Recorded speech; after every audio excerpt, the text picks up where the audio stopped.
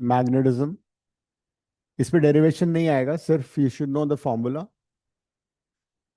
And electrostatics.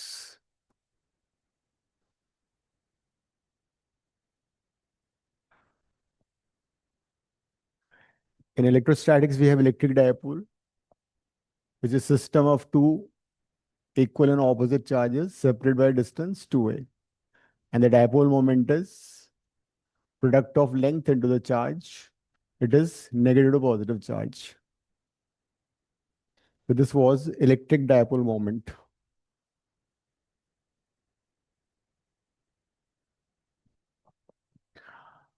Magnetism में you have a magnetic dipole.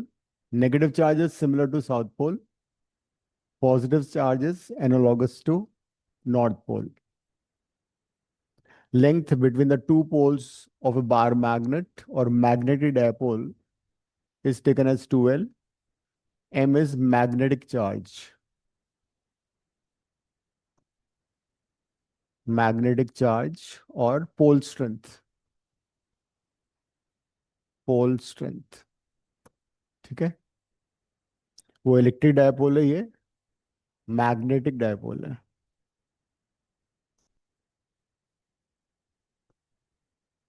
This is magnetic dipole. This is electric dipole.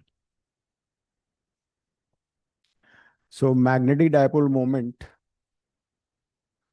is very analogous to what we've done in electrostatics. Magnetic dipole moment is represented by capital M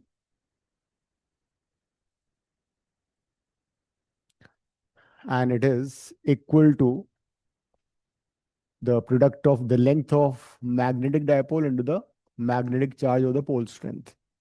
देखो कितनी similarity आ गई. Q की जगह M आ गया, 2A की जगह 2L आ गया, राइट. डायपोल मोमेंट की direction is again from south to north pole. वहाँ साउथ पोल नेगेटिव चार्ज के सिमिलर होता है, एनालॉगस होता है. पॉजिटिव चार्ज नॉर्थ पोल के एनालॉगस होता है. तो south to north is the direction.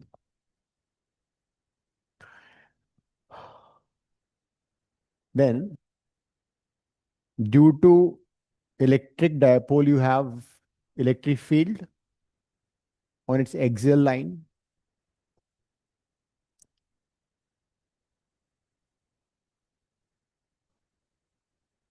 Electric field on the axial line formula पता है?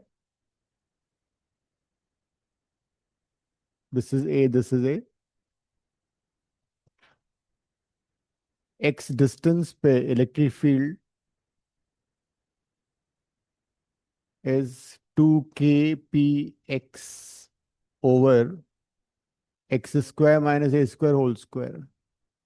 लिख लो. This is electric field on the axial line of electric dipole.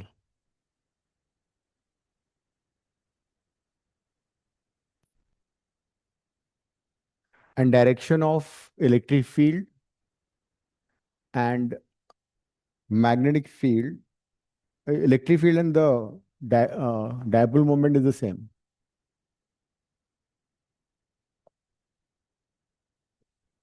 तो अगर मैं वेक्टर लगाऊं तो जो P का डायरेक्शन वो E का डायरेक्शन है. Electric field is this way and dipole moment is also this way. चाहे पॉइंट इस साइड में लो चाहे इस साइड में लो, किसी भी साइड में if you take dipole, this is the answer. अब यहां पे क्या होगा? If you have a magnetic dipole, this is north pole similar to positive charge, south pole analogous to negative charge. This is L, this is also L. Distance हमेशा centre से major होगी x. यहाँ पे magnetic field on the axial line will be B axial. To के की जगह आएगा mu naught bye 4 पाई, बाकी 2 आएगा, पी की जगह कैपिटल एम आएगा, एक्स की जगह एक्स आएगा, और एक्स स्क्वायर माइनस ए की जगह एल आ जाएगा, ठीक है, होल स्क्वायर। तो ये फॉर्मूला पता है तो वो पता है, वो पता है तो ये पता है।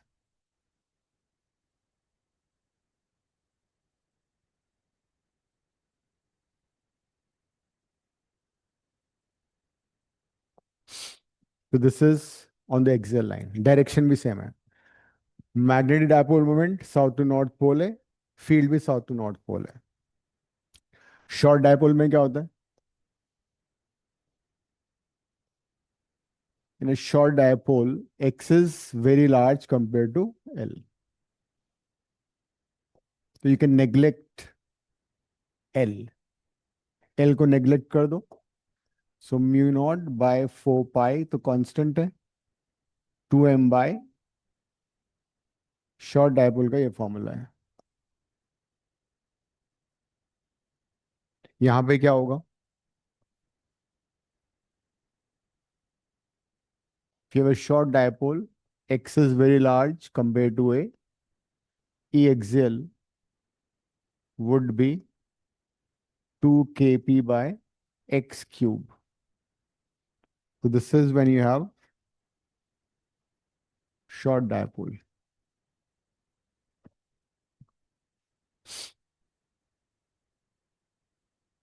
So this was electric field on the axial line. Then electric field on the equatorial line. Equatorial line पे इलेक्ट्रिक फील्ड कैसे निकलेगा? लिख लिए?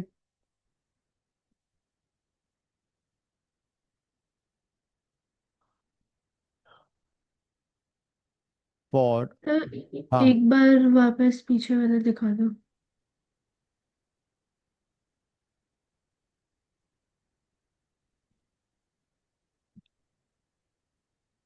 और तुम्हारा नाटक कैसे हुआ Shanaya?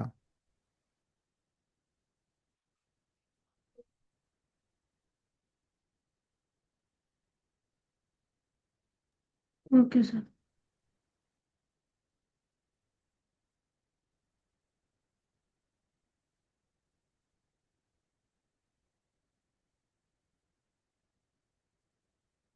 Equatorial line, equatorial line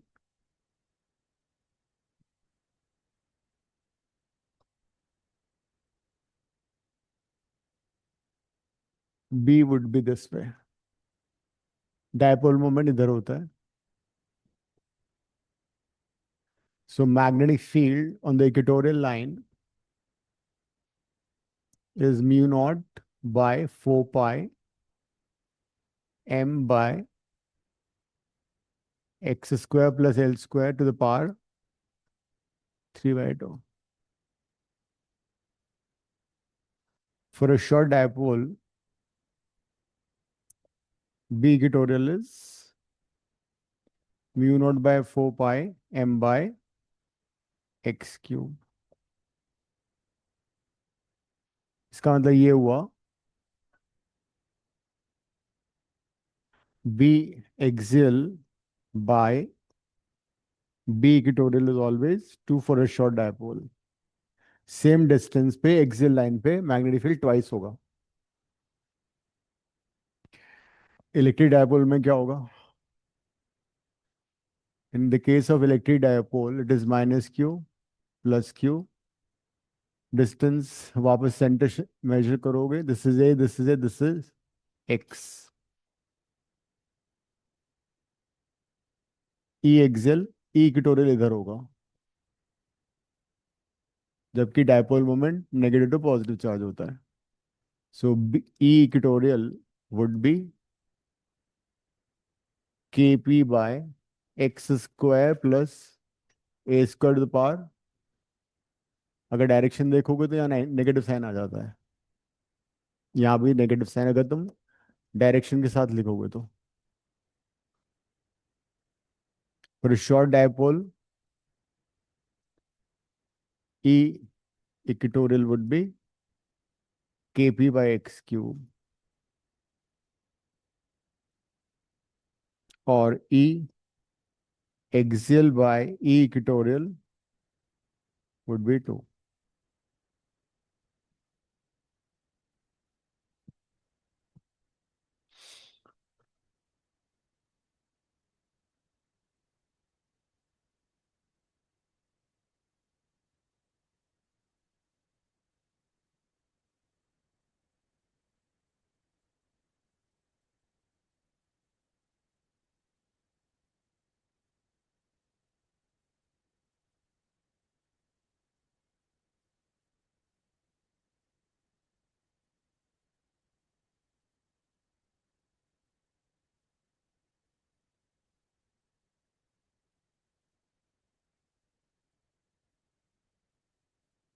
हो गया? मनन लिख लिया? Ananya? Yes sir. Yes sir. Then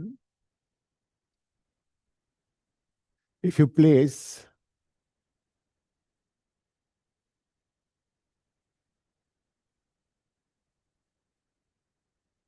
a magnetic dipole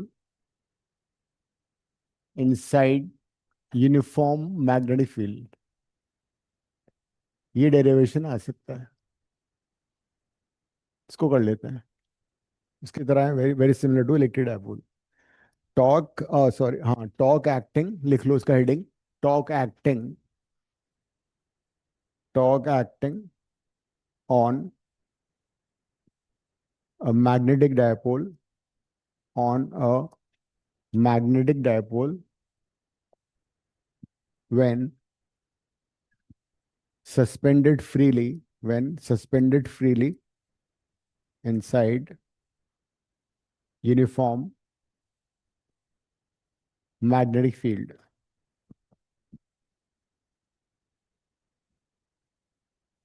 electric dipole का तो हमने डेरिवेशन किया था, फिर रिमेंबर, अगर हम किसी इलेक्ट्रिक डायपोल को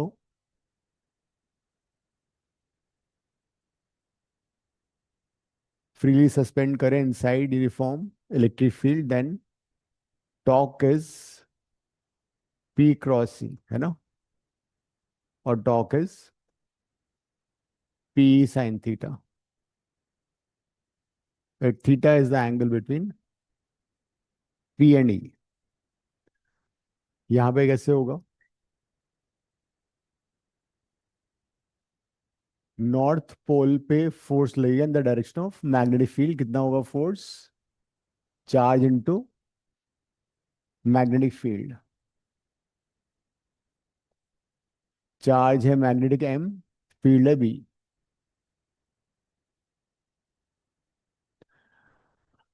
On south pole force would be acting opposite to the direction of magnetic field. जैसे यहाँ पे होता है ना, नेगेटिव चार्ज पे फोर्स हमेशा इलेक्ट्रिक फील्ड के ऑपोजिट लगता है। कितना होता है वो? Q into E. इस पे होता है Q into E. Positive charge पे फोर्स लगता है in the same direction as electric field. Negative charge पे फोर्स लगता है ऑपोजिट टू इलेक्ट्रिक फील्ड। तो same way in the case of magnetic dipole also, south pole पे field के opposite लगेगा, because south pole is analogous to negative charge, north pole is analogous to positive charge, इधर लगेगा। ठीक है? अब what about net force? Net force would be zero because the two forces are equal and opposite, hence no translatory motion,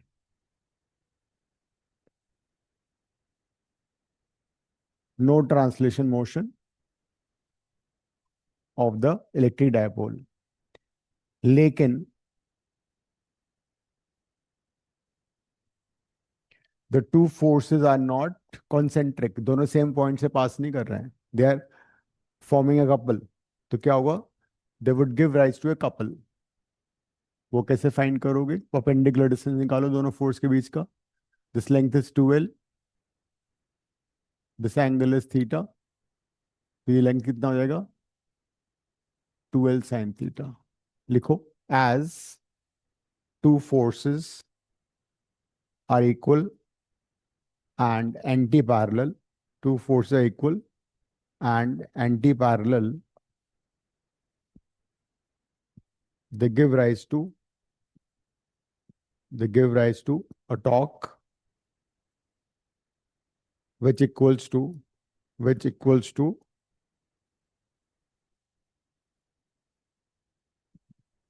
the product of force and momentum, which equals to the product of force and momentum. Torque हो जाएगा force कितना था m/b, momentum कितना है 2l sin theta. कितना लिख लो,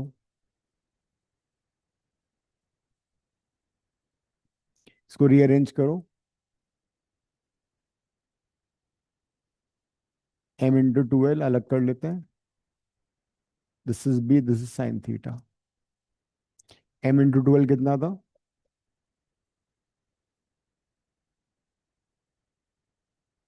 so this is the formula for torque, or it is torque equal to m cross b.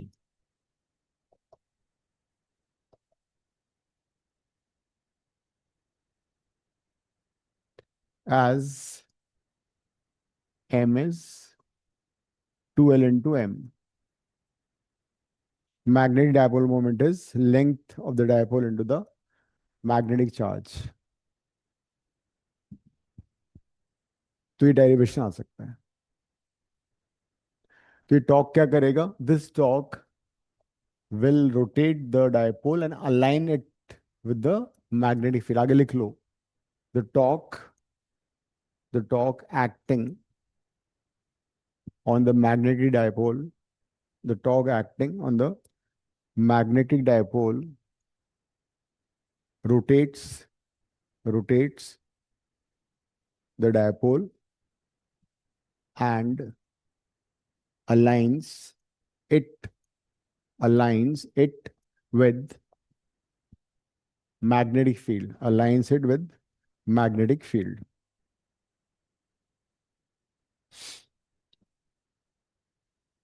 तो torque उसको अलाइन करेगा। मैक्सिमम टॉर्क कब लगेगा, जब थीटा 90, दोनों केसेस में, both the cases when theta is 90, torque would be maximum. यहाँ P हो जाएगा, इस वाले में MB हो जाएगा।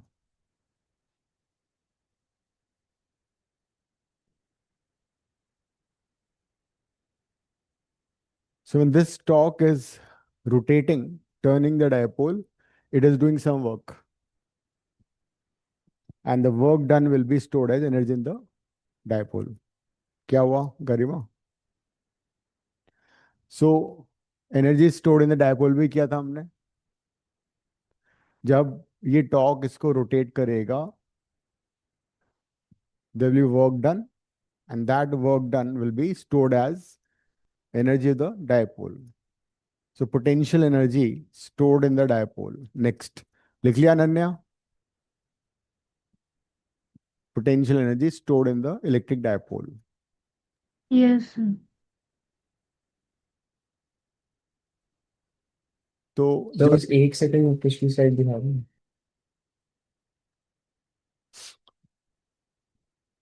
हाँ ठीक है sir.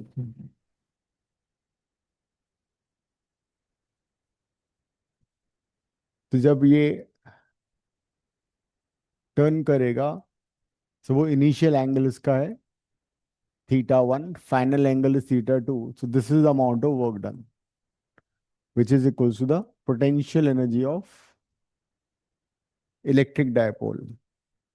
U is equal to minus PE cos θ2 minus cos θ1. Energy stored in electric dipole. θ2 final angle है, θ1 is initial angle. θ2 final angle, θ1 initial angle.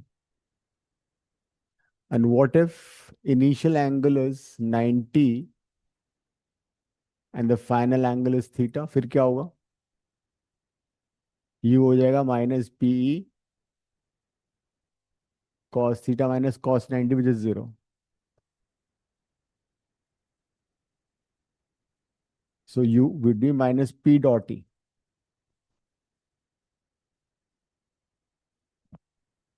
उस केस में u would be minus p dot e.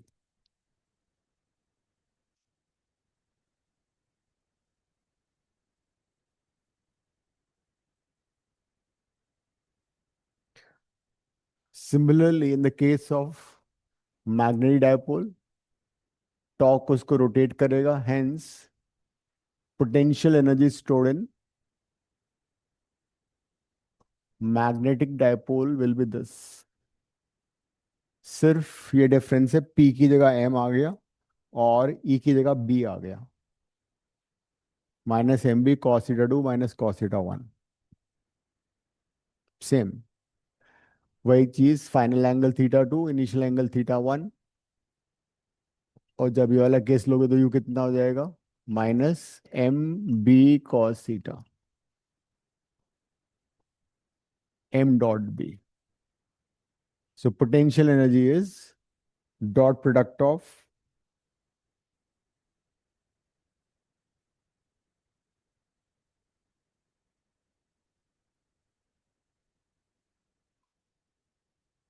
potential energy dot product of magnetic field and magnetic dipole moment.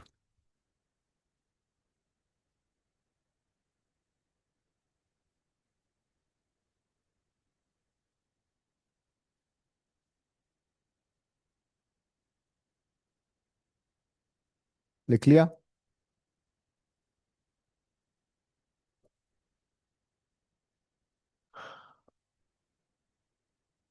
तो जब dipole align हो जाएगा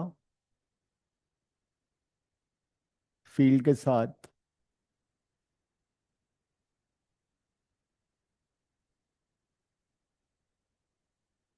मतलब P और E के बीच में एंगल थीटा जीरो होगा, इसको बोलते हैं मोस्ट स्टेबल इक्विलिब्रियम.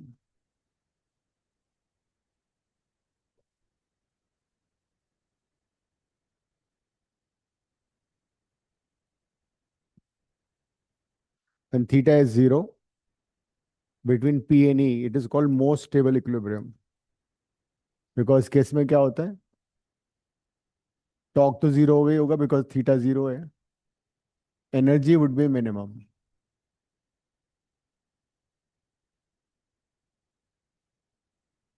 सिस्टम की एनर्जी मिनिमम हो जाती है. तो इस सिचुएशन में अगर डायपोल को हम थोड़ा डिस्टर्ब करें तो डायपोल ऑसिलेट करेगा सिंपल हार्मोनिकली एंड वापस सेम पोजीशन में आ जाता है. तो it's called most stable equilibrium. लिख लेना. If dipole is disturbed, it oscillates simple harmonically and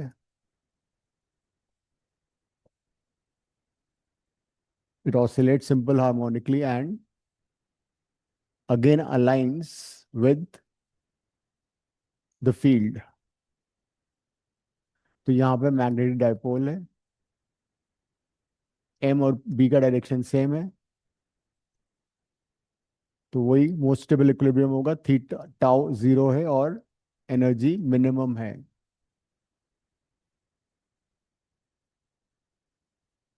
Both the cases are analogous.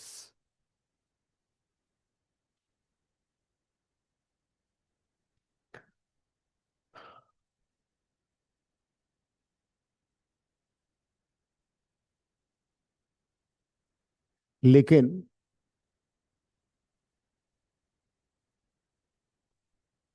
अगर डायपोल मोमेंट की डायरेक्शन ऑपोजिट है, मतलब ई और बी के बीच का एंगल कितना है इस समय, 180, तब भी टॉर्क जीरो होगा लेकिन energy of the dipole would be maximum. तो उसको बोलते हैं मोस्ट अनस्टेबल इक्विलिब्रियम. इक्विलिब्रियम क्यों बोल रहे हैं? बिकॉज फोर्स भी जीरो है और टॉर्क भी जीरो है. Once you disturb, हाँ, when you disturb it, it will rotate through 180.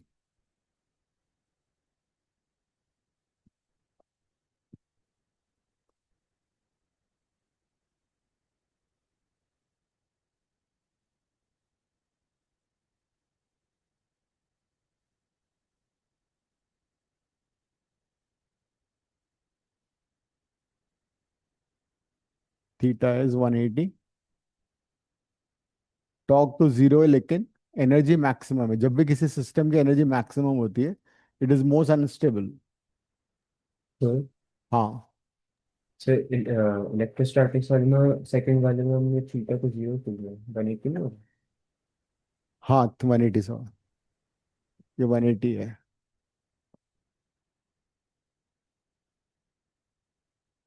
Theta is 180.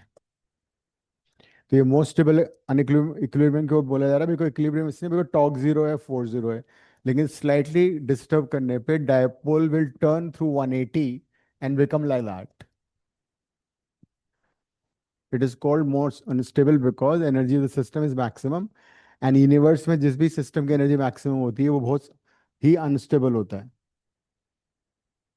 Stability के लिए energy has to be minimum.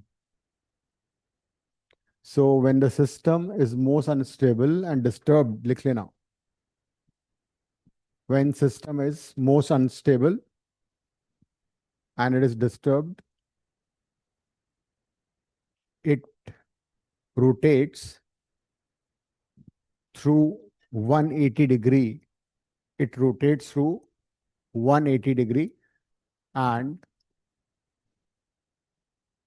becomes more stable and becomes more stable.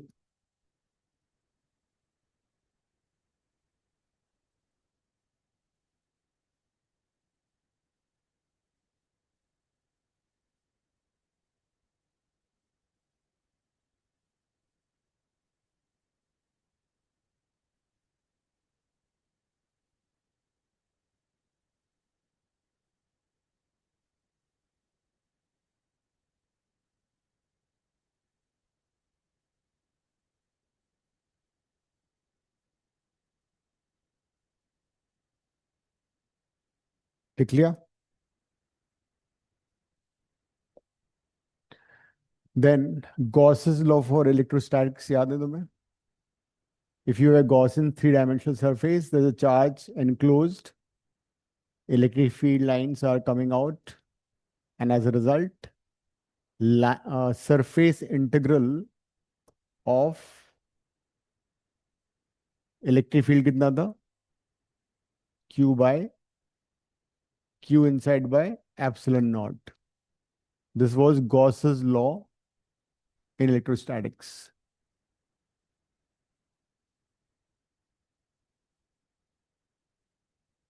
Gauss's law in electrostatics. Can you write the Gauss's law for magnetism by yourself? करो try.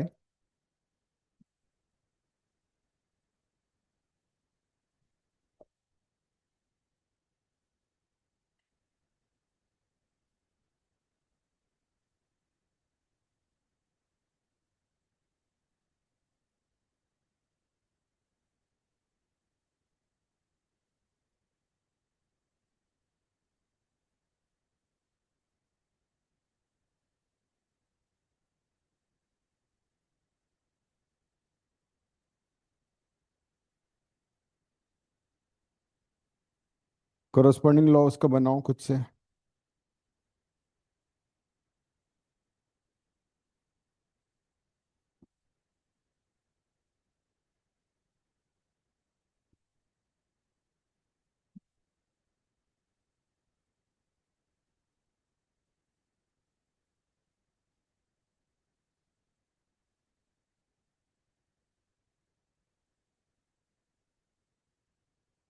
अगर हम किसी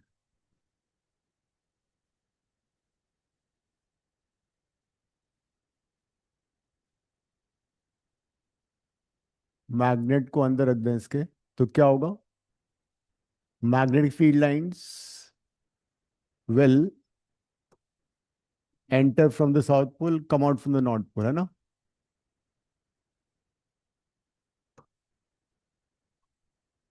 So number of field lines entering and number of field lines outgoing will be always equal. As a result, net flux would be always zero. So ये है Gauss's law for magnetism. This is Gauss's law for magnetism. That is net flux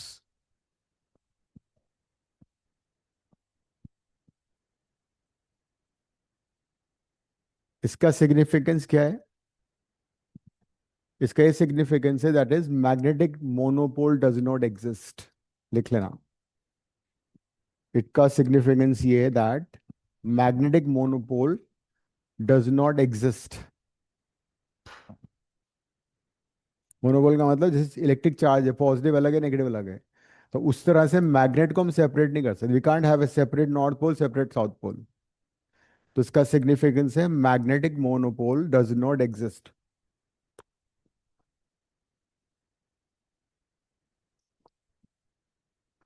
magnetic monopole does not exist मतलब we can't have a separate north pole, we can't have a separate south pole. Magnet में ये possible नहीं है.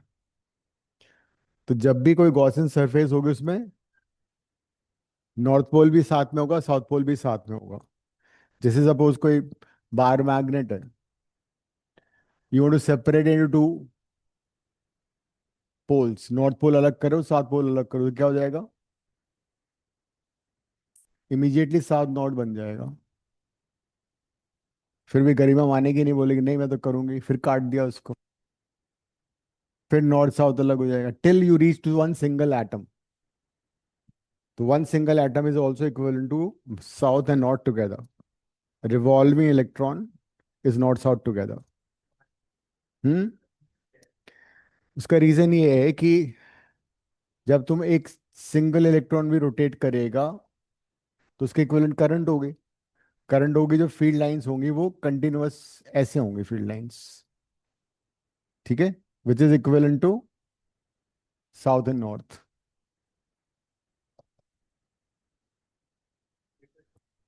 तो electron को कैसे, electron को आधा इधर आधा करो उधर उल्टा करोगे तो वो कैंसिल ही हो जाएगा फिर.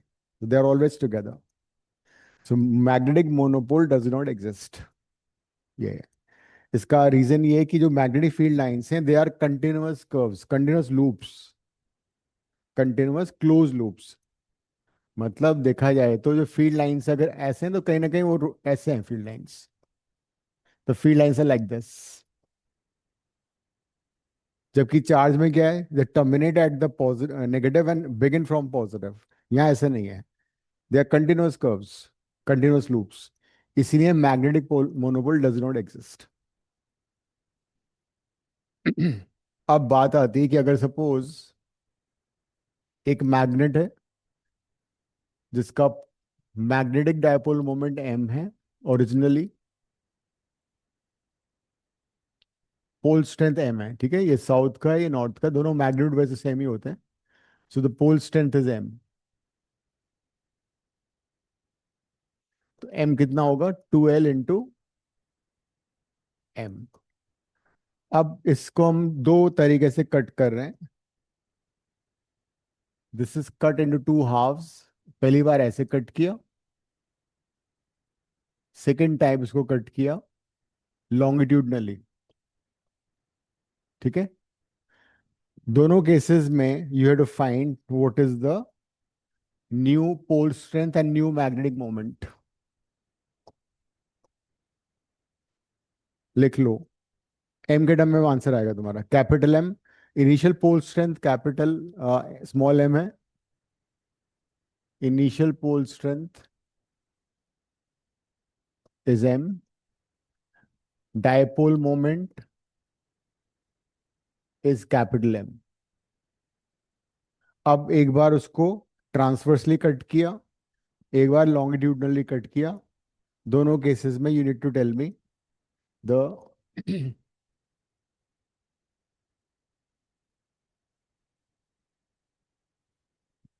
इस बार ऐसे कट करें ट्रांसवर्सली इस बार लॉन्गिट्यूडनली। तो जो मैग्नेट कट होके बनेगा तो उसका पोल स्ट्रेंथ कितना होगा और उसका मैग्नेटिक मोमेंट कितना, डायपोल मोमेंट कितना होगा?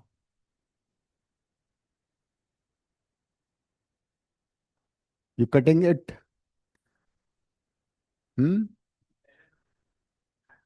देखो, ऐसे कट करने में तो पोल स्ट्रेंथ सेम रहेगा, ठीक है, pole strength will not change, लेकिन अब लेंथ कम हो गई ना, तो न्यू मैग्नेटिक डायपोल मोमेंट कितना हो जाएगा? M × L, जो कि ओरिजिनल का कितना हो गया? Half. Because original it was 2L × M ना, original it was 2L × M, so it becomes half.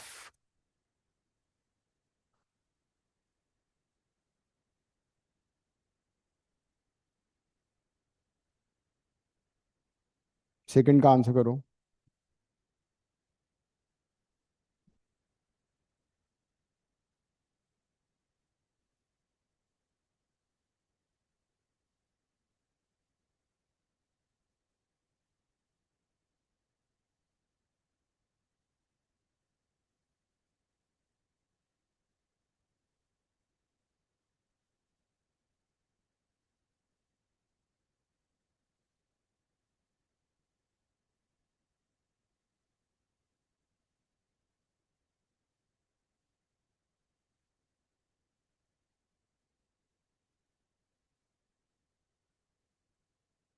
Second में क्या होगा? सेकंड में हमने इसको ऐसे कट कर दिया तो थिन हो गया ना पहले से, ये दो पार्ट में डिवाइड हो गया ऐसा, तो पोल स्ट्रेंथ आधा आधा हो गया, लेकिन लेंथ वही रहेगा। तो this time the new pole strength will be M/2, and what about dipole moment? M/2 into 2L ml, which is M/2। वो पोल स्ट्रेंथ M/2 हो गया ना।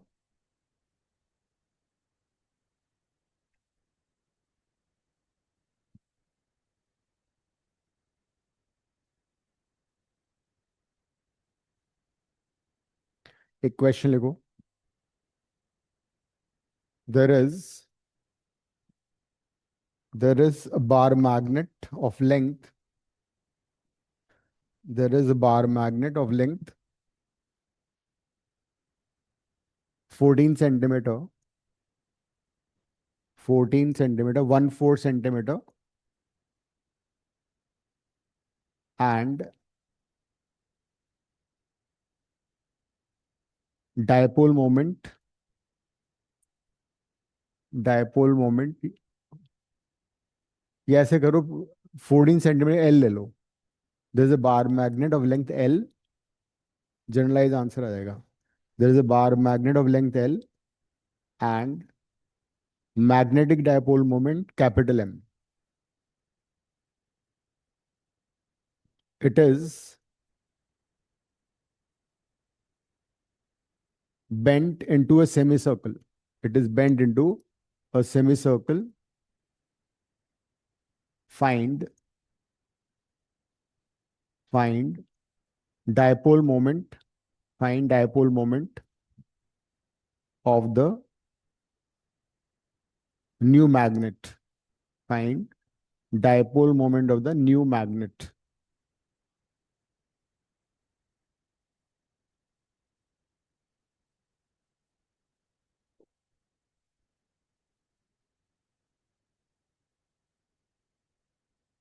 हम्म। नहीं, वो तुम डिसाइड करो, लेंथ एल, पोल टू पोल वाला लिया जाता है। Whenever you write M × L, 2L is basically pole to pole distance.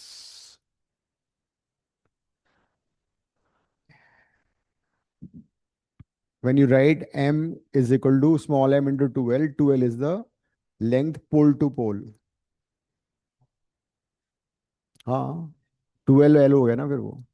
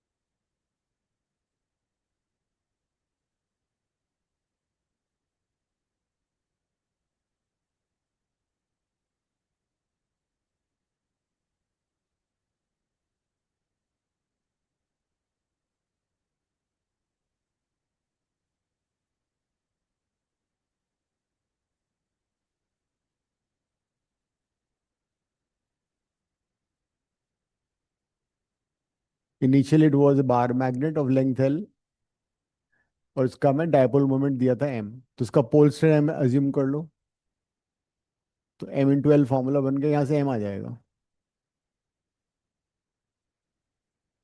Because हमें m कैपिटल M दे रखा है और स्मॉल l दे रखा है ना।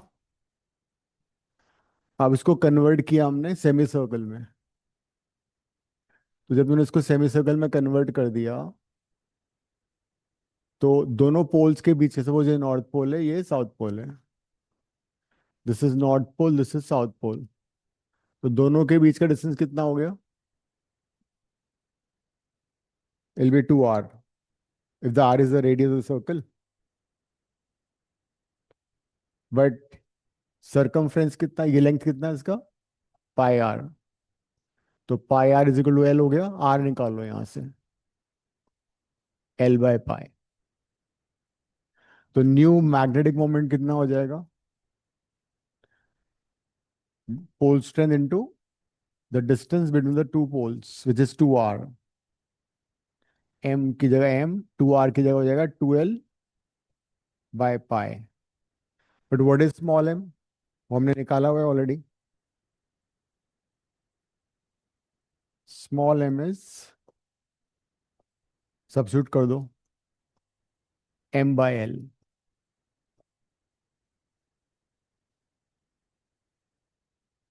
एल से एल कट गया,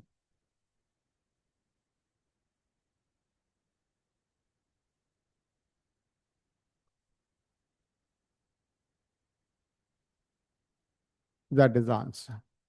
एमसीक्यू में आ सकते हैं इस तरह के क्वेश्चंस। m डैश इज 2m/पाई, पोल स्ट्रेंथ वही रहेगा।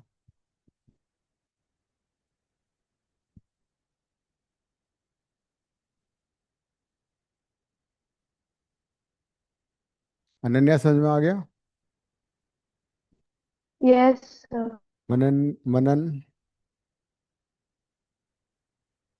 Yes sir. Then classification of magnetic materials, वो वैसे मैंने नोट्स में सारा दिया हुआ है,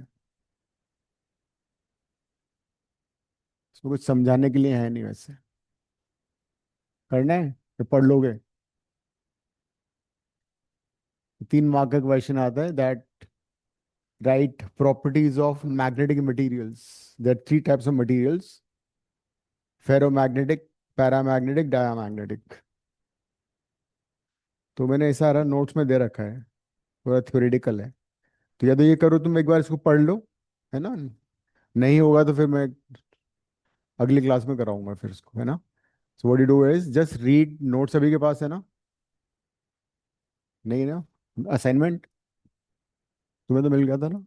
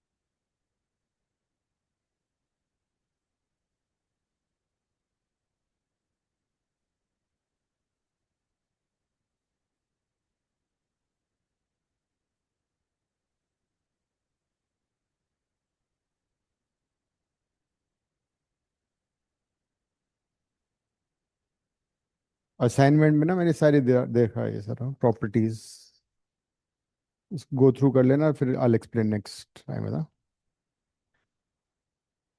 तो this classification you read from the class notes, otherwise some of the classes are just before EMI, I'll revise and explain to you, नया चैप्टर शुरू कर देते हैं।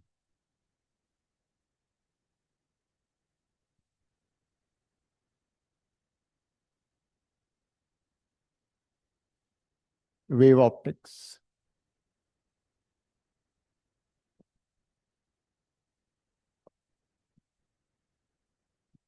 Now, ray optics may we assume that light is traveling in a straight line, but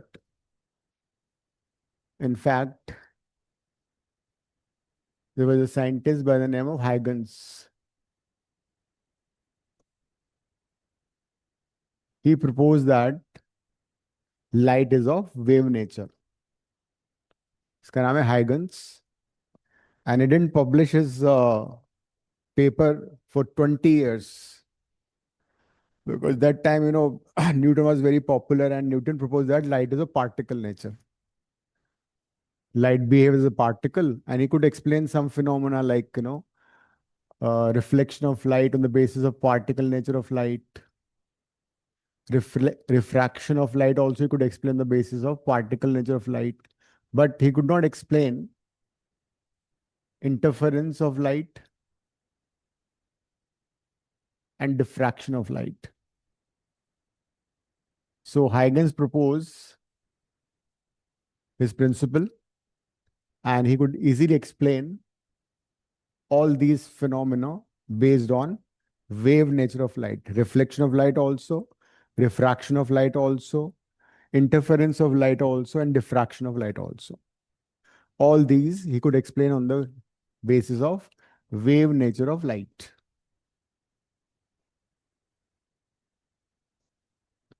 Then again, there are two phenomena which are in modern physics. One is Compton effect. It is not in your syllabus. Then you have photoelectric effect. ये है dual nature. So these two phenomena could not be explained on the basis of wave nature of light. They failed. And they are again explained on the basis of quantum theory or particle nature of light.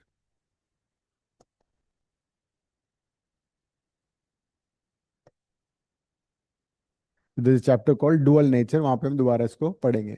Photoelectric effect. तुमने chemistry में पढ़ा होगा last year. Yes. The same is there in physics also. Second book के सारे chapter छोटे छोटे हैं accept ray optics. शुरू होने से पहले खत्म हो जाएंगे. सो पहले लिखो hypothesis of Huygens principle. Hypothesis of Huygens principle 2 mark का आएगा.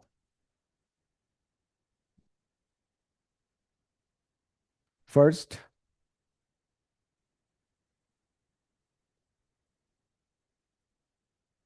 light behaves as a wave. Light behaves as a wave, or you can say, or light is of wave nature. Light behaves as a wave, or light is of wave nature. ये पहला hypothesis था Huygens का.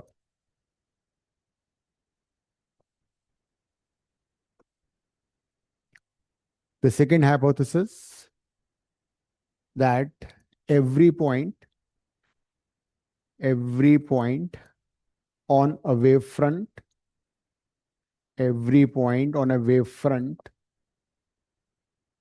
behaves as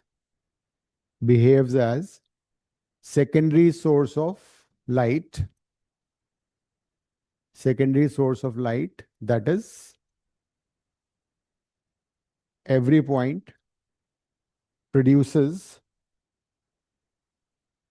waves or wavelets. Every point on a wavefront produces waves or wavelets. Wave or wavelets, छोटी छोटी waves. हाँ, waves or wavelets, LETS. So these are the two hypotheses. अब कुछ इसमें terms आई हैं, like wavefront क्या होता है. Let's try to understand that. 11th class में मैंने पढ़ा था, wave is nothing but disturbance in a medium. So this is how a wave travels. Normally wave में क्या होता है, there is a transfer of energy and momentum. In a wave there is a momentum transfer of momentum और energy. मतलब material आगे नहीं move करता है. मैटर वेव से मटेरियल भी आगे जाता है. जैसे सुनामी में तुमने देखा होगा, पूरा पानी का पानी भी आगे जा रहा था ना. तो those are different kind of waves. Those are called matter waves. But generally waves में only energy transfers from one place to another or momentum transfers from one point to another, but material more or less remains the same only. Her point oscillate करता है simple harmonically. So if I mark this point or this point, what is common in all of them? इन सभी points पे जो amplitude है, displacement है, वो maximum है. If I mark these points, this point and this point, यहां भी amplitude maximum है लेकिन डाउनवर्ड डायरेक्शन में सभी का, because this is the horizontal line. ये मीन पोजीशन है.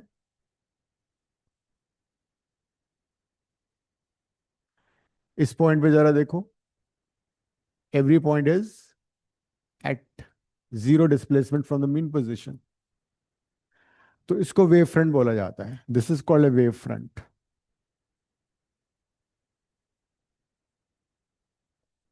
वेव फ्रंट का मतलब है locus of points where each and every particle vibrates in the same phase. पहले डायग्राम बना लो.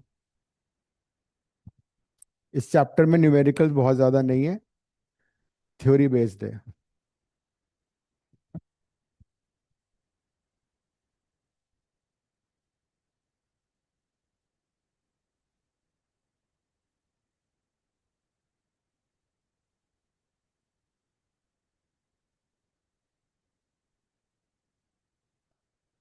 Wave front is basically locus of point or a imaginary surface on which each and every particle vibrates in the same phase.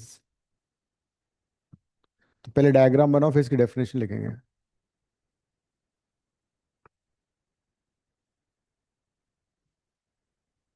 नहीं नहीं, अब तो हम wave front की बात कर रहे हैं, वो तो हो गया हमारा. हाँ, अब now we are defining what is a wave front and types of wave front. A wave front, a wave front is locus of points. A wave front is locus of points on which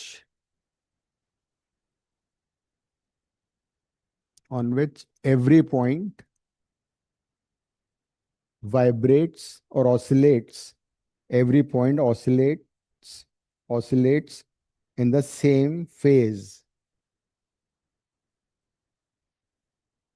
और दूसरी definition में लिख लो,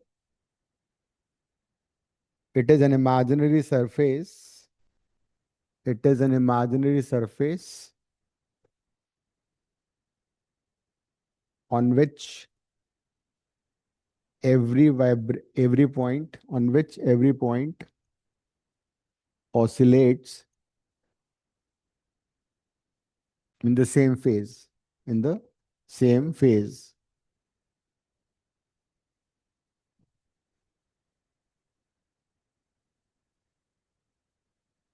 Next, we go types of wavefront. Types of wavefront. तो ये जो मैंने बनाया है ये है plane wave front.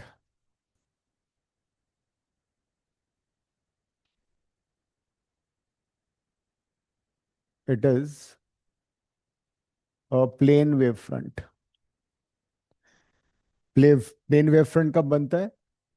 When source of light is at infinity. This sun है, sun is very far off. तो सन से जो वेव्स आएंगे, जो रेज आएंगे, वो they will be almost parallel to each other. So when waves are parallel to each other, like जैसे यहाँ पे हो रहा है, तो जो वेव फ्रंट बनेगा वो प्लेन वेव फ्रंट बनेगा. ये plane wave, all these are plane wave front. ये सारे के सारे प्लेन वेव फ्रंट है, because all the points which are in the same phase of vibration are on a plane surface.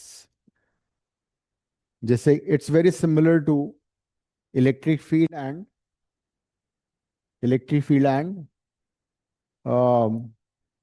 क्या था वो, इक्विपोटेंशियल सरफेस. डायग्राम बना लिया?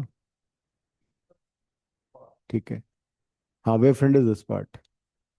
ये तो वेव है। तो when the waves are parallel to one another, plane wave front बनेगा। जैसे तुमने देखा ना इलेक्ट्रिक फील्ड, तो जब इलेक्ट्रिक फील्ड यूनिफॉर्म था, यूनिफॉर्म इलेक्ट्रिक फील्ड में electric field lines were parallel and equipotential surfaces क्या थी? प्लेन। वैसा सही है ये।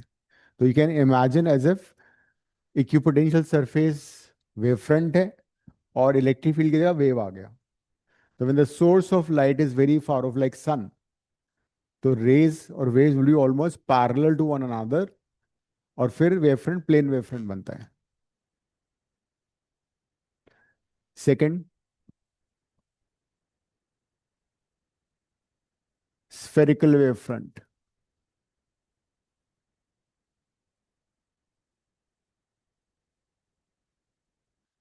स्फेरिकल वेव फ्रंट कब बनेगा? जब सोर्स ऑफ लाइट होगा पॉइंट सोर्स ऑफ लाइट।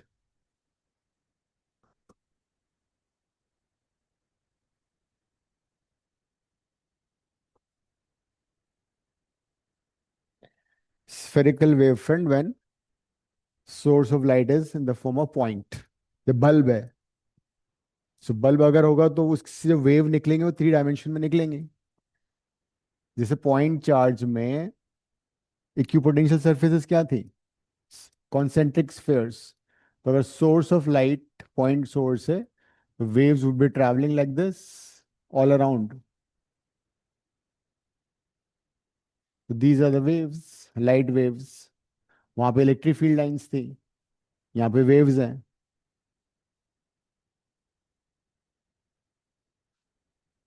तो वेव फ्रंट क्या बनेगा? Wave front would be in the form of concentric spheres.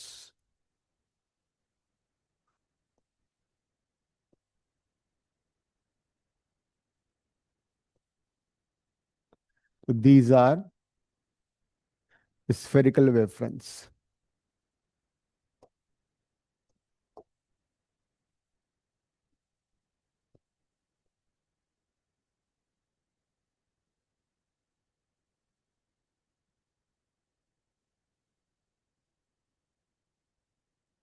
तो जब source of light point source होगा, उस केस में concentric spheres would be spherical wave front.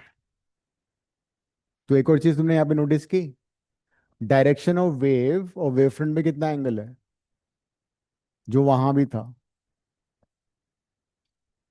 ये भी लिख लेना। Wave front is always perpendicular to wave front is always perpendicular to the direction of waves. A wave front is always perpendicular to the direction of waves.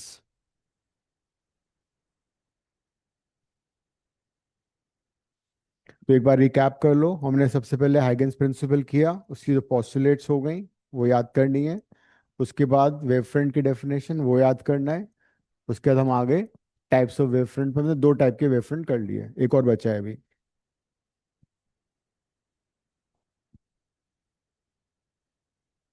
तुम लोगों का जब first exam होगा, full first sem बोलते हैं ना उसको, वो सबका, अच्छा मिड टर्म सबका सितंबर फर्स्ट वीक में होता है शायद ना, अगस्त एंड या सितंबर फर्स्ट वीक। हाँ, तो मेरे ख्याल फर्स्ट बुक तो पूरा आएगा उसमें। हाँ, ठीक है। वो रश दिल रश। तुम जाओगे एक दिन मॉर्निंग में, क्लास लोगे, पता लगा चैप्टर खत्म, फिर नेक्स्ट दिन दूसरा चैप्टर खत्म। ये होगा। हम कर लेंगे सारा तब तक, क्योंकि सीबीएसई में भी क्या होगा कि इनका पूरा फर्स्ट बुक आएगा, उसमें री ऑप्टिक्स नहीं है। लेकिन हाँ, हमारा मै चार, हाँ चैप्टर हमारे हो चुके हैं 4-5। हमारा बच्चा ईएमआई बचेगा, बस वो हमारा हो जाएगा। ये तो बच्चा चैप्टर है, शुरू होने से पहले खत्म हो जाएगा। लिख लिया अनन्या? इसको याद करते जाओ साथ साथ, Yes, sir. Because I will conduct full 5 chapter 6 chapter test also here. ठीक है, एक एमसीक्यू होगा, एक पूरा होगा सेम पैटर्न पे। इन द मंथ 15 अगस्त के आसपास इंडिपेंडेंस डे मनाएंगे, ठीक है।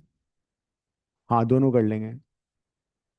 आईसी पैटर्न में क्या है, तुम्हें सिर्फ ये डिफरेंस है, तुम्हें चॉइसेस थोड़ी ज्यादा मिल जाती है। नेक्स्ट लिखो सिलिंड्रिकल वेव फ्रंट।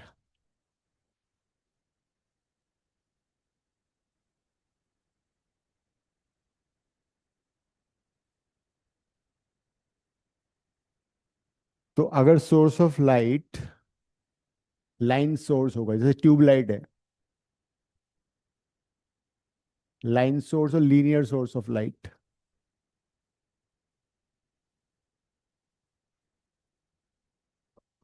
तो उस केस में wave front would be cylindrical.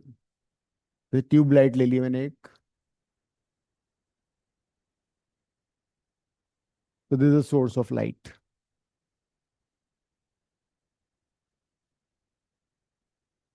बात है ना, जितना सिलेबस तुम्हारा जल्दी खत्म होगा, you can take, like you can finish your entrance also ना। जनवरी में तुम्हारा एडम हुआ है सबका, जेई का, तो you can focus on that also. So when you have cylindrical source of light, waves her point से ऐसे चलेंगी, है ना, रेडियली आउटवर्ड।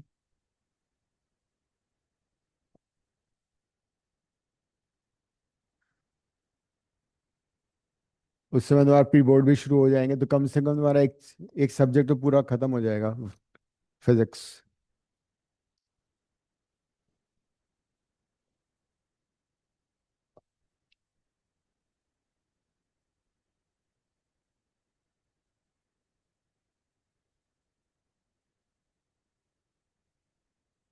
तो कोएक्सियल सिलेंडर्स बन जाएंगे,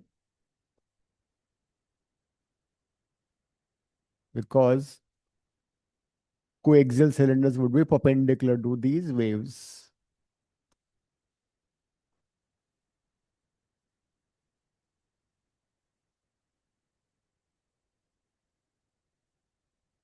So wavefront would be coaxial cylinders.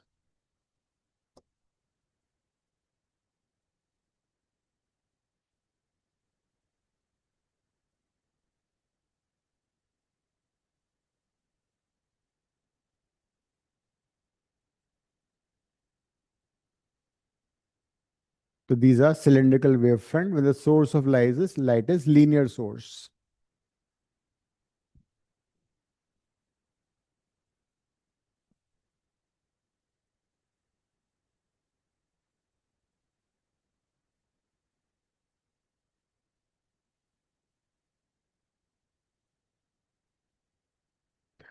Then there'll be a question of 2 mark. It could be some irregular, wavefront also. अगर source of light irregular shape का, तो वैसे wavefront बन जाएगा. There'll be a question of 2 mark, like using Huygens construction or Huygens principle, find position of new wavefront after delta t time. लिखो, question लिखो, question के form में लिख लो ये। Using Huygens principle, using Huygens principle, find position of find position of new wavefront, position of new wavefront using Huygens principle.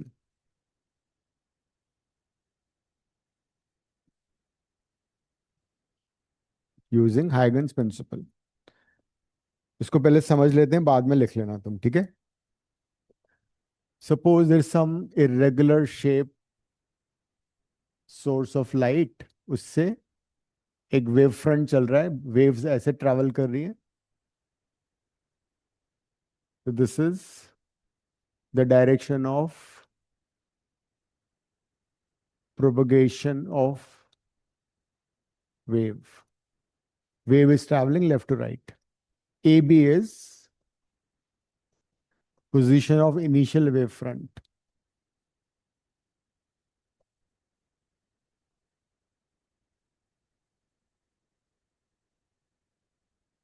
at t is equal to 0, जब हमने observe करना शुरू किया। अब हमें ये पता करना है कि डेल्टा टी टाइम के बाद नया वेव फ्रंट कहाँ होगा। तो according to Huygens principle every point on a wave front behaves as secondary source of light, ठीक है। मतलब इस वेव फ्रंट के हर पॉइंट से वेव्स निकल रही हैं, तो उन वेव्स की स्पीड क्या होगी? Same as speed of light. C, तो we would like to know where the new wave front is after delta t time. तो डेल्टा टी टाइम में लाइट कितना ट्रेवल करेगा? Light would travel a distance which is speed into time. तो light इतना travel कर लेगी, ठीक है। So A B is initial wave front. In order to know the final position of the new wave front, the distance covered by the light would be c delta t. So what we do is we take few points on original wave front, because according to Huygens principle they would produce secondary wavelets or secondary waves. तो जो wave चलेगी वो कितना travel करेगी? C delta D. तो हम C delta D के spheres construct करेंगे यहाँ पे। Will construct spheres of radius C delta T.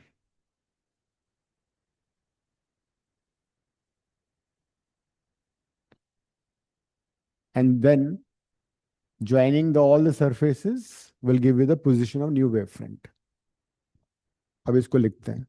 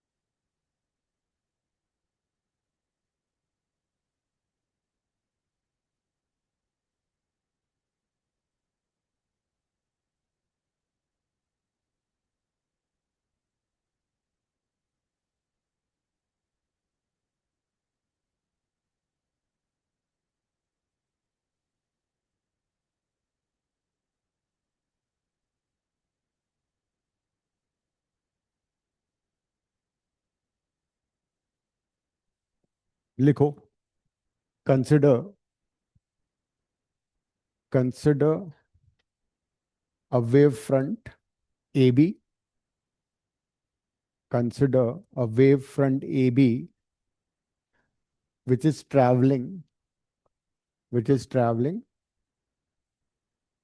left to right, which is traveling left to right as shown in figure, which is traveling left to right as shown in figure.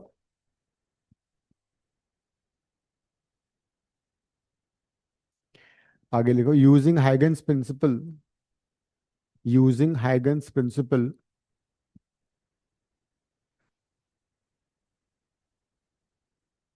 we will find position of new wavefront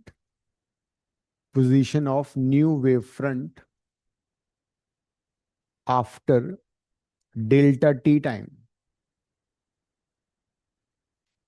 We will find position of new wavefront after delta t time. ठीक है?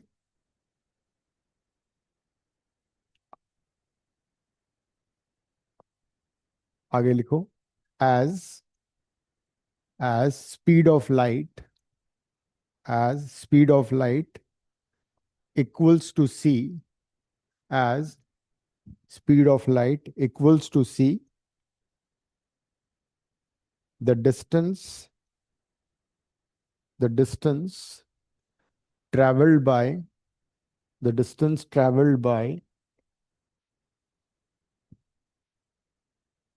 wavefront in delta t time will be equal to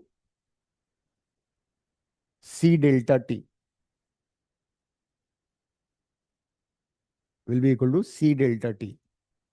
आगे, according to Huygens principle, every point on a wavefront, according to Huygens principle, every point on a wavefront behaves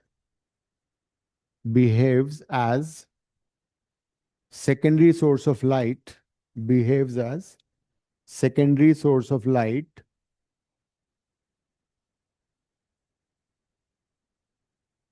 So to find the position of new wavefront,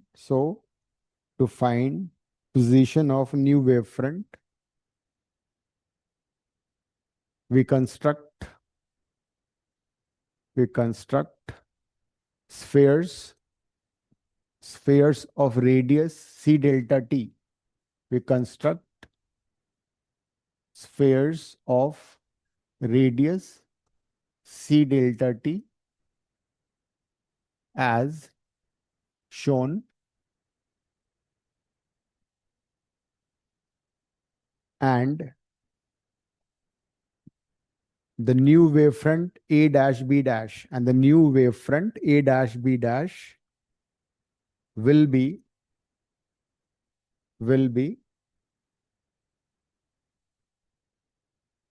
the tangent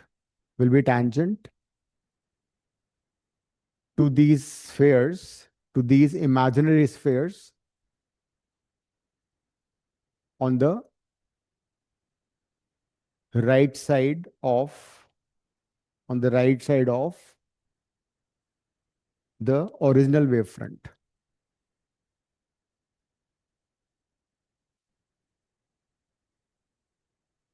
कहने का मतलब, since light waves left to right travel कर रही हैं, भाई हम tangent उधर भी ड्रॉ कर सकते हैं ना, बट लाइट पीछे तो आएंगी नहीं ना, वेवफ्रंट तो आगे ही जाएगा. So the new wavefront would be the tangent drawn to these spheres, and this is the new wavefront. So this is new wave front a dash b dash after delta t time. So this is worth 2 or 3 marks. So that's how we can find position of new wavefront using Huygens principle. 2 का भी आ सकता है, 3 का भी आ सकता है, बोर्ड में आएगा 2 मार्क का आएगा, स्कूल एग्जाम टेस्ट वेस्ट में 3 मार्क का भी आ सकता है. और जरूरी नहीं कि ये इरेगुलर शेप का, they might give you draw find position of a new spherical wavefront, तो तुम इस वेवफ्रंट के लिए स्फेरिकल वेवफ्रंट करोगे. ठीक है, क्वेश्चन में ये भी आ सकता है find position of new spherical wavefront, तो तुम क्या करोगे, इन द बिगिनिंग एक स्फेरिकल वेवफ्रंट ले लोगे. और क्वेश्चन में आता है using Huygens principle construct new spherical wavefront after delta T time. तो यू स्टार्ट लाइक दिस, फिर क्या करोगे, वही कहानी, construct spheres of radius c delta t, and then new wavefront will be tangent to this. Plane wavefront आ सकता है, that find position of a plane wavefront after delta d time. फिर क्या करना है, एक प्लेन wavefront ले लो A B, draw its fairs, तो जो नया wavefront बनेगा वो भी प्लेन wavefront बनेगा, ए डैश बी डैश, सारी कहानी वही लिख देनी है, और कुछ मेंशन नहीं है तो ड्रॉ इरेगुलर शेप wavefront.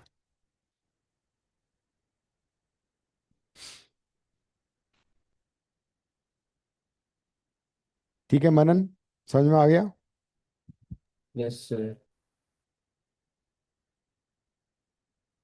तो अगर वेव फ्रंट मेंशन नहीं है तो ये बना देना, अदरवाइज जो भी गिवन है वो उसको बना के सॉल्व कर लेना.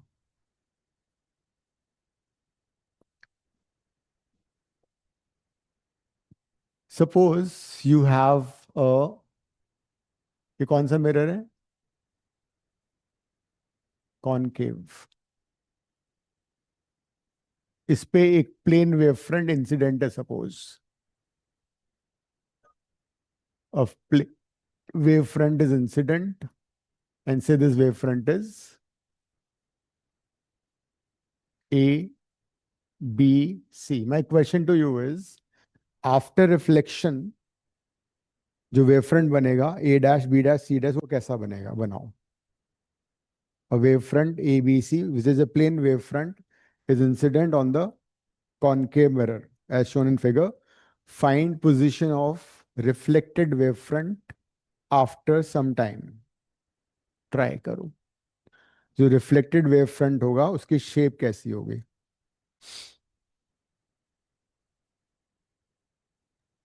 The question is find position of new wavefront. Find shape and position of reflected wave front. Okay.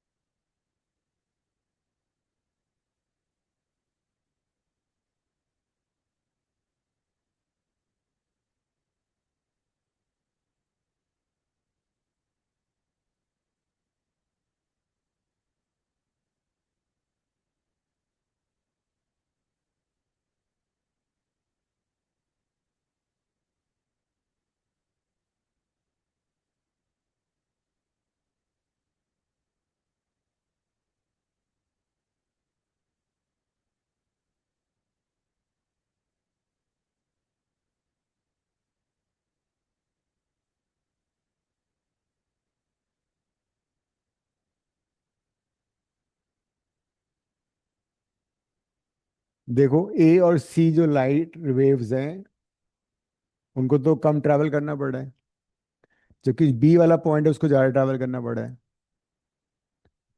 तो सेम टाइम इंटरवल में तो डिस्टेंस तो सेम ट्रैवल करेंगे तीनों. ए बी और सी तीनों पॉइंट सेम डिस्टेंस ट्रैवल करेंगे, तो क्या पोजीशन होगी, सी डेल्टा टी आ जाएगा. लेकिन सी डेल्टा टी जो टोटल डिस्टेंस है तीनों की वो सेम होगी ना, एज इट इज. जब ये पॉइंट यहां पहुंच जाएगा तो ये पॉइंट तो यहीं पहुंचेगा बी वाला, जब ये यहां पहुंच जाएगा तो बी तो यहीं पहुंचेगा. बात समझ में आ रही है? जब ये वेव फ्रंट यहां आ जाएगा ये तो रिफ्लेक्ट होना शुरू हो जाएंगे दोनों, जबकि ये यहीं पे होगा. तो स्पीड ऑफ लाइट तो सेम है ना, सेम एयर में. बाय द टाइम ये वहां पहुंचेगा रिफ्लेक्ट भी हो जाएंगे. ये पॉइंट वेव फ्रंट पे है, ये पॉइंट वेव फ्रंट पे, ये तो सपोज डेल्टा टी कुछ टाइम के बाद ये पॉइंट यहाँ आ गया तो रिफ्लेक्ट होना शुरू हो गया, ये यहाँ आ गया रिफ्लेक्ट होना शुरू हो गया, जबकि ये तो यही होगा. ये तो बी पॉइंट तो यहीं पे आ जाएगा ना. हाँ, ये रिफ्लेक्ट हो जाएगा, ये भी रिफ्लेक्ट हो जाएगा. कहने का मतलब, अगर मैं सपोज ए रिफ्लेक्ट होके ए डैश पे आ गया तो distance A dash, B reflect होके बी डैश पे आ गया, B dash equal to C reflect हो सी डैश पे आ गया. ये तीनों इक्वल होंगे, किसके इक्वल होंगे, सी डेल्टा टी के बराबर. So will the reflected wave front would be plane wave front or not. हो सकता है प्लेन वेव फ्रंट ही होए, वो तो पॉसिबल नहीं है ना. प्लेन वेव फ्रंट कैसे होगा, बिकॉज सपोज मैंने यहाँ बना दिया कि सपोज ये ए डैश है, ये बी डैश, ये सी डैश है, तो ये डिस्टेंस तो ज्यादा होगी ना। ये डिस्टेंस और ये डिस्टेंस मान ली बराबर है, लेकिन ये तो ज्यादा ट्रैवल कर लेगा, तो ये ज्यादा ट्रैवल थोड़ी कर रहा है, तीनों पॉइंट सेम डिस्टेंस ट्रैवल कर रहे हैं। तो वेव फ्रंट जो रिफ्लेक्ट होके बनेगा वो प्लेन नहीं बन सकता, it won't be a plane wave front. तुम्हें वैसे भी मालूम है, पैरेलल रेज जब रिफ्लेक्ट होती हैं किसी, तो क्या होता है, कन्वर्ज होती हैं। तो wave front would be something like this, ऐसा वेव फ्रंट बन जाएगा वो। So the reflected wave front will be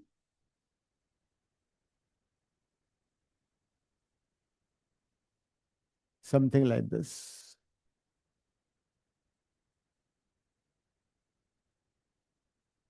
At this point, I can mark as A dash. This I mark as B dash, and this point would be C dash.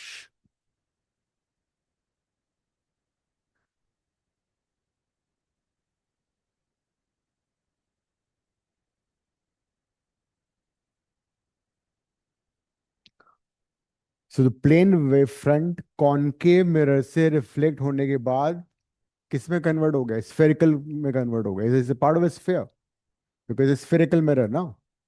तो plane wave front क्या बन गया, sphere के shape में आ गया।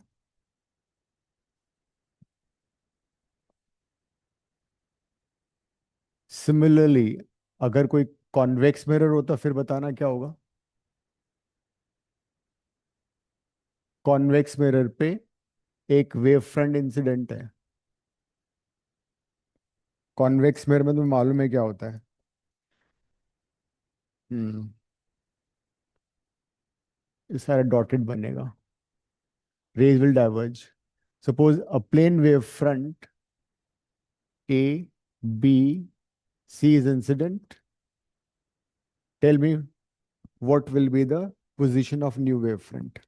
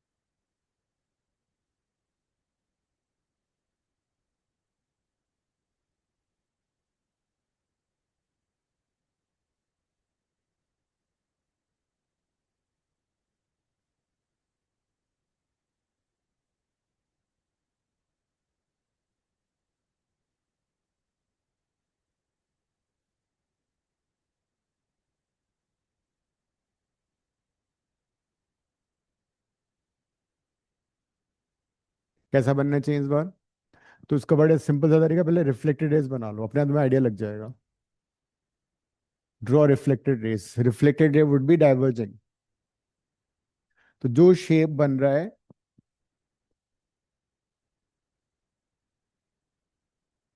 This distance यहां से यहां तक, यहां तक, और ये डिस्टेंस सेम होना चाहिए।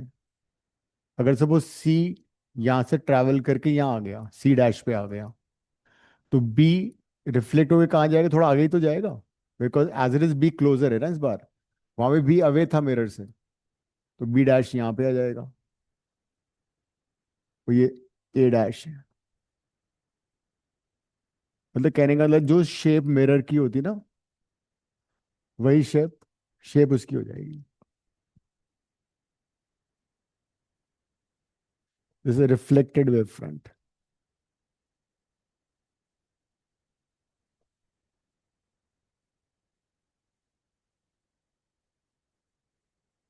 and this would satisfy all the time.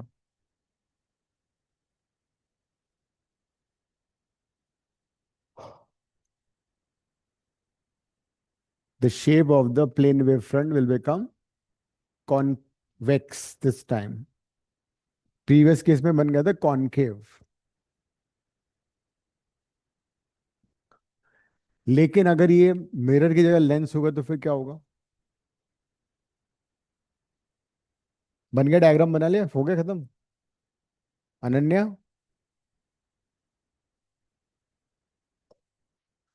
अगर suppose I take a convex lens, मान लो प्लेन वेव फ्रंट इंसिडेंट है इसके ऊपर, अब बताओ क्या होगा?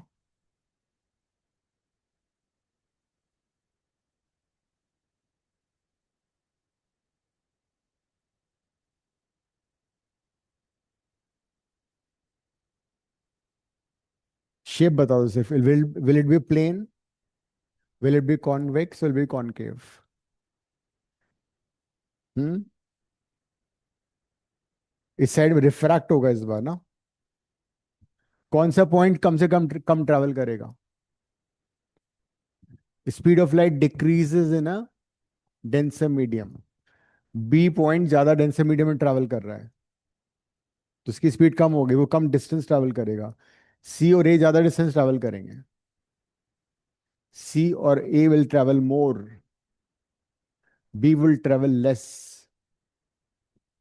तो अगर बी यहां पे आ गया तो सी ज्यादा ट्रैवल करेगा, ए ज्यादा ट्रैवल करेगा और सी भी ज्यादा ट्रैवल करेगा.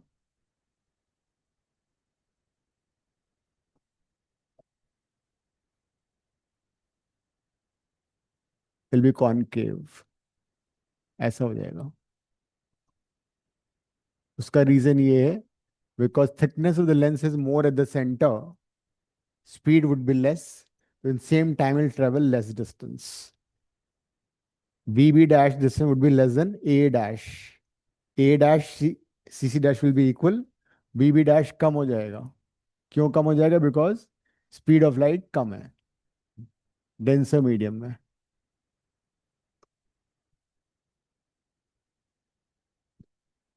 C, speed of light in a denser medium becomes C by mu.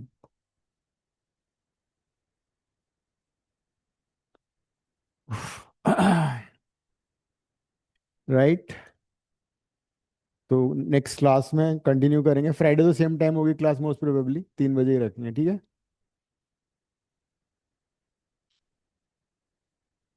Class के बाद पहले दे दो. है. हाँ. राइट, एंडिंग द क्लास, मन. Yes, thank you sir.